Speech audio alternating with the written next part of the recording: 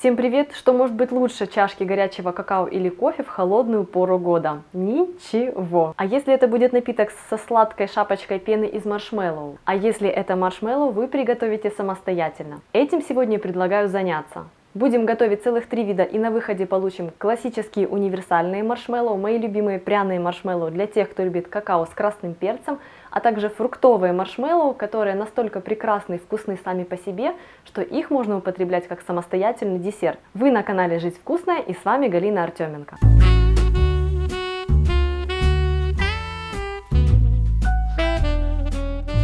В прошлом видео я собрала 5 крутых рецептов домашнего печенья, из которых можно составить подарочный новогодний набор. Если вы это видео не видели, ссылку для вас я оставлю в описании к этому видео, а вот при помощи маршмеллоу я предлагаю довести эти наборы до совершенства. Если вы готовы создать свой идеальный подарочный набор к Новому году, поехали!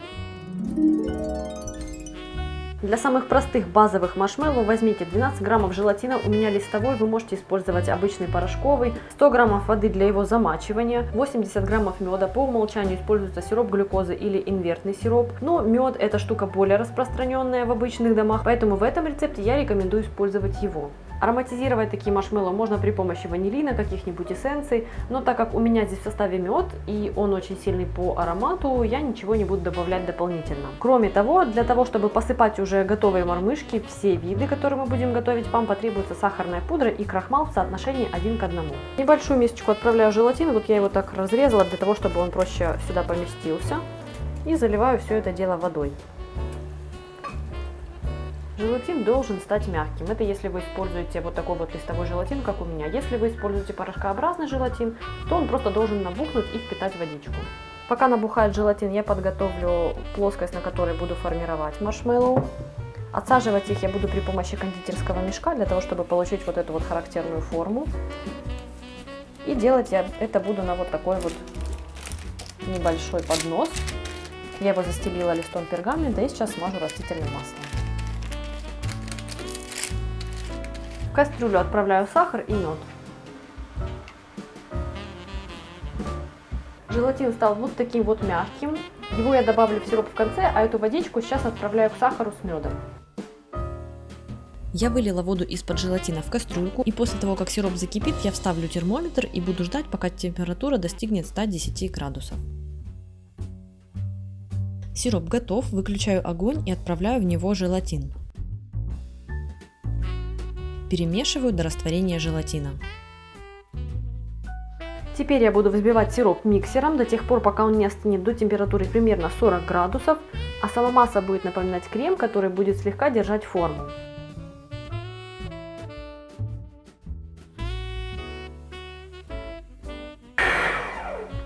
Думаю, что масса готова, она уже хорошо держит форму. Ее будет удобно отсаживать при помощи кондитерского мешка. Смотрите, густая, как белковый крем. Быстро перекладываю взбитую массу в кондитерский мешок. Она вязкая и очень липкая. Да, с ней неудобно работать, но она стоит того. Посмотрите, как она тянется за ложкой. Так что руками лучше в это не влазить. Вот такая вот насадочка у меня установлена. Простая, круглая. Отсаживаю маршмеллоу в виде длинных полос.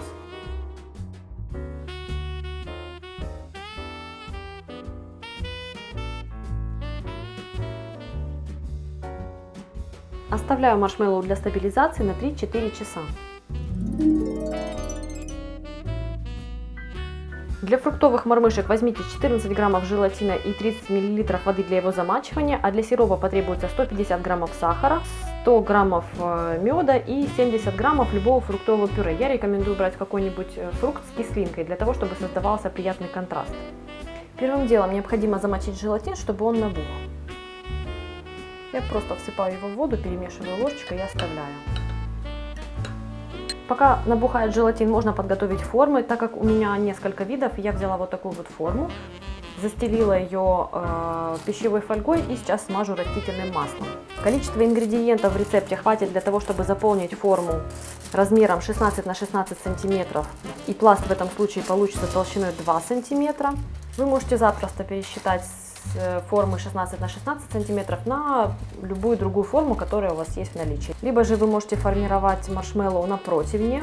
Я часто так делала, когда готовила много порций.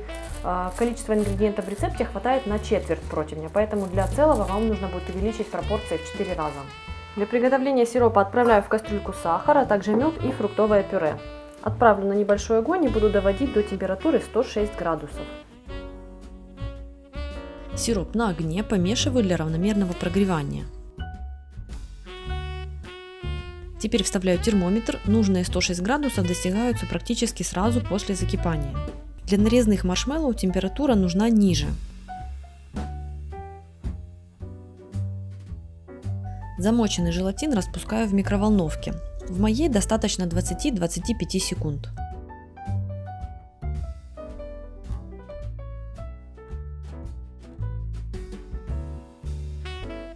Вливаю желатин в сироп.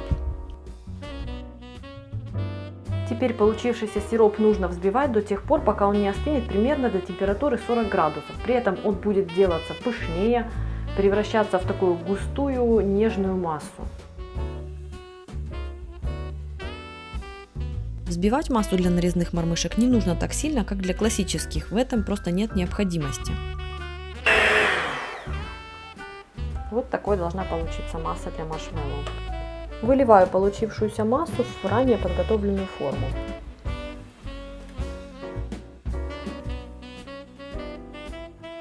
Сейчас масса сама растечется. Я немножечко наклонила форму. Все растеклось. Большие пузыри выйдут наружу.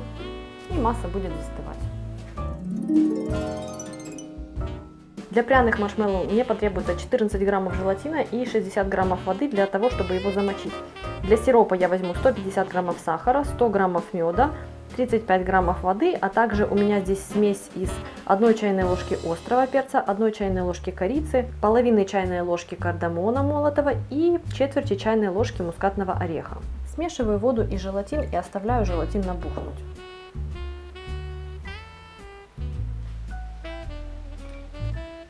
В кастрюлю всыпаю сахар, к нему отправляю мед. Также вливаю сюда воду и всыпаю специи. Отправляю кастрюльку на огонь. Жду, пока сироп закипит и достигнет температуры в 106 градусов.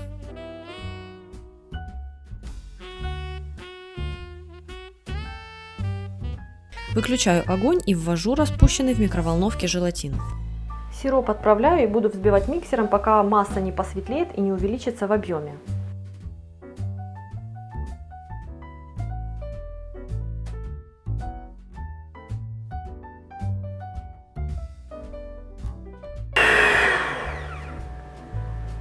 Масса готова, пора отправлять ее в форму.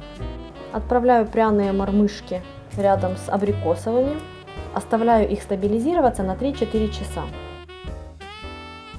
Маршмеллоу стабилизировались, масса остается слегка липкой, но за пальцами не тянется. Буду нарезать на порции. Тут у меня смесь сахарной пудры и крахмала в соотношении 1 к 1. Щедро посыпайте этой смесью мормышки.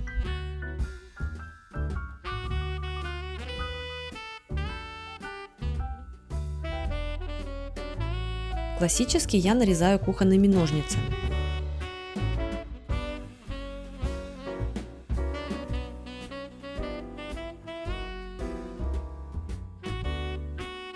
Апдейт. Если у вас есть плотная пленка, то лучше выстилать форму ею, потому что с фольгой очень неудобно. Получается вот такой вот неаккуратный край. Присыпаю пласты со всех сторон смесью пудры и крахмала и нарезаю ножом для пиццы. Абрикосовый сделаю побольше, а пряный сделаю поменьше.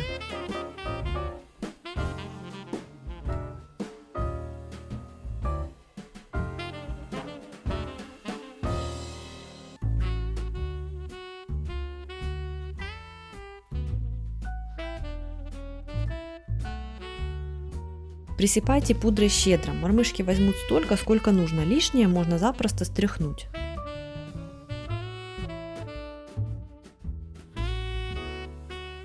Храните готовые маршмеллоу в плотно закрытых пакетах или лотках, на открытом воздухе они быстро высыхают.